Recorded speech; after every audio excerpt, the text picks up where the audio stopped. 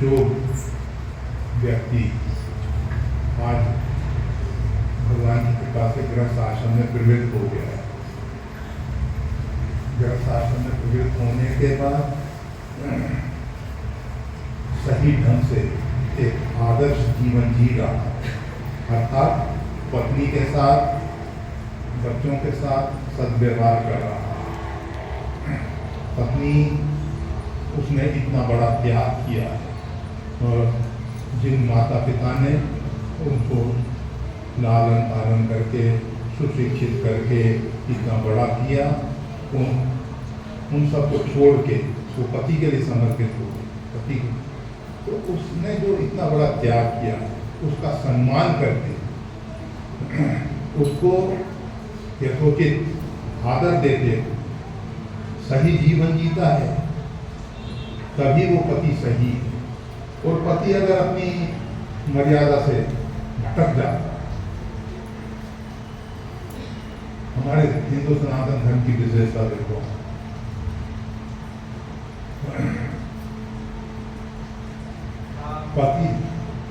पति जो है, जो सत्कर्म करता है, उसका आधा भाग पत्नी को बिना कुछ किए मिलता है, और पति जो दुष्कर्म करता है उसका भाग पत्नी को बिल्कुल नहीं मिलता।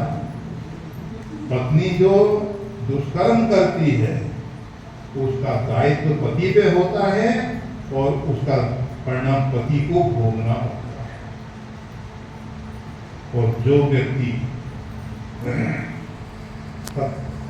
पति धर्म पत्नी है, पति जो है उसका रक्षक है, वो जो धर्म के मार्ग पे आगे बढ़ रही है। आपने देखा होगा विवाह में 3 अर्थ, धर्म, काम, इनमें पत्नी आगे रहती है। चतुष्पदी होती है और सप्तपदी होती है, 4 प्रदक्षिणा होती है। तो उस 4 में 3 में पत्नी आगे रहती है, 1 में पति आगे होता है। मोक्ष में केवल पति आगे है, वो पत्नी कहती नहीं, इस जगह आप आगे चलो। 3 में पत्नी को आगे रखा जाता है। तो ये सब जो गृहस्थ आश्रम की व्यवस्था है, इनका अगर सही ढंग से पति पालन नहीं करता, पत्नी को तो उसके विवाह में देरी होती है। ये विवाह के कब होगा उसके विषय में बता रहे। आज तो इंसान अपने स्वेच्छाचारी हो गया है, कुछ भी मन में आ रहा है कर रहा है, मर्यादाओं का अतिक्रमण करके जीवन जी रहा है,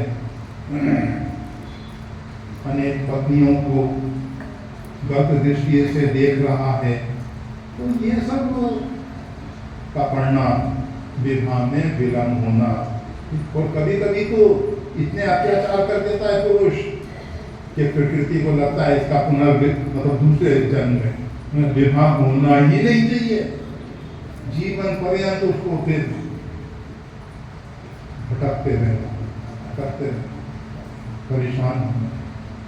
तो ये सब कारण है। तो विवाह कब होगा, बच्चे कब तक होगी? जन्म दिवस लिखा है, ज्योतिष किसी ज्योतिषी के पास जाने लायक। नमः शिवाय का जब कहीं भी किसी तरह कर सकते हैं।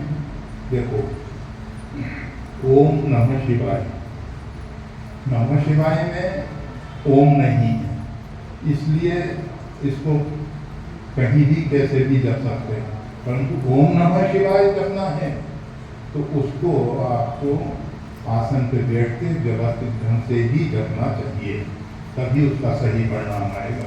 अन्यथा आप भटक जाओगे, उसके विपरीत परिणाम आएंगे।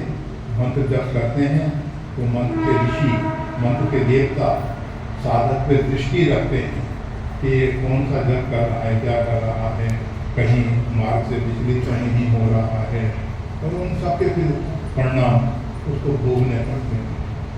ओम नमः शिवाय का जाप कब कर सकते हैं?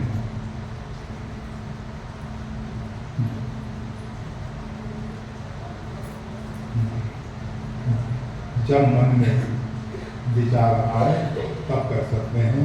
और पहले ही बता दिया गया कि अगर बीजाक्षर सहित या ओम सहित कोई भी मंत्र का जप करना होता है तो उसको आसन पर बैठ कर ही करना चाहिए। हमारा मकान कब तक होगा?